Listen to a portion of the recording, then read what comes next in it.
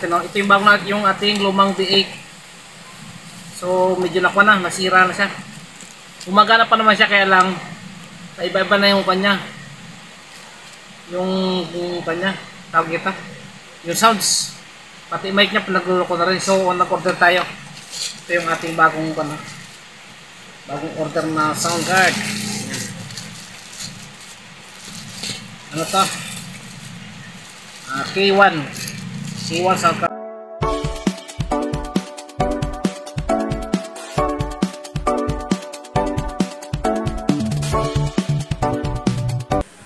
Ito naman yung mga kanyang event, MC, auto-tune. Ito, may auto-tune siya. Auto-tune siya. Ayan.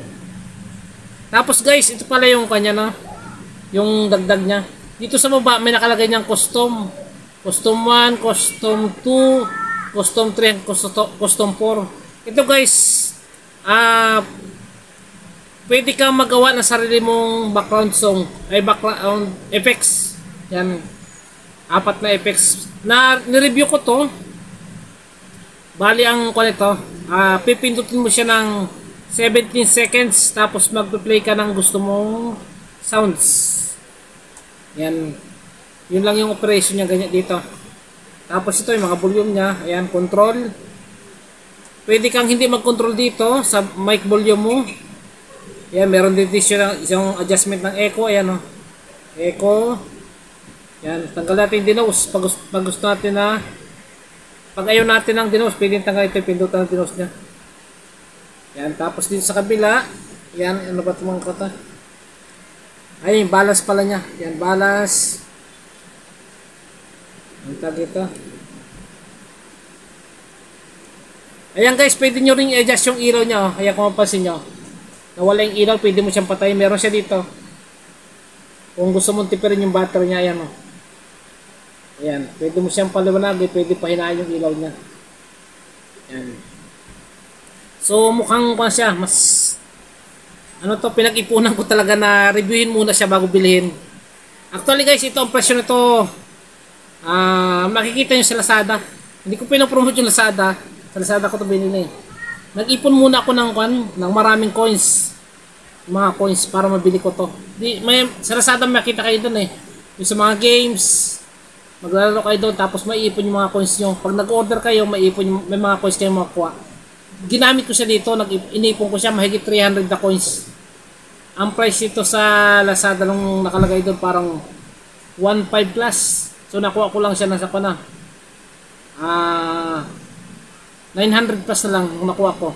Gawa sa mga coins. Yan ang ganda niya. Mabigat siya guys. Mukhang matibay. Yan. Tapos ito yung microphone guys ng B8 ko. Ayan o. Ito yung microphone ng B8 ko. Hindi na ako nag-order ng may microphone kasi mahigit 2,000 pag may microphone. Eh yung microphone ko naman okay pa. Guys, malakas. Hindi katulad ng kon ko. Ayan, ibaba ko lang tong microphone ko. Hindi katulad ng aking B8. Ayan o, itong B8 ko dati. Ayan, nandito. Kahit isagad mo yung volume niya. Ayan, kahit isagad mo yung volume, napakahina ng sounds. Pero napakinabangan ko naman ito, matagal din, taon din. So, ano tayo kay B8? Pag baguhan ka pa lang, gumagamit ng live stream ka sa baguhan ka pa lang, gusto mo lang mag-try, ito pwede ito. Try mo lang kasi dito ko nagsimula eh. Tapos nung medyo nagre-review tayo ng mga ganda sound card, ayan, order tayo ito. Pangalawang sound card ko to guys, sana magtagal siya. So pag kwan po, gagamitin ko, magla-live ako, gagamitin ko to. Yan. So, maganda naman isa. Ayan o. May control ng ilaw. Hindi ko lang alam kung kwanto. Parang may phantom na 48 volts ata ito eh. Hindi ko lang alam ha. Pero try ko po. Kuhan ko pa. Reviewin po mabuti. Ayan yung mga sound effect niya. Ayan. So, i-prune ko lang na maayos. Ayan o. Ganda guys ng kuhan niya ng ilaw. Parang nakakapanghinayang gamitin. Ayan o. Dami. 27 na sound effect. Tapos pwede ka pang pwede kang gumamit ng sarili mong sound effect. Yan o, nakalagay 4 na sound effect na pwede mong i-create. Sariling sound effect mo. Yan. Tapos guys, ito pala, yung K1, pag kakanta ka, halimbawa nag-play ka ng music, Meron dito sa accompaniment. Yan, halimbawa nag-play ka ng music dyan na halimbawa parang video okay siya. Video okay siya na may boses na rin.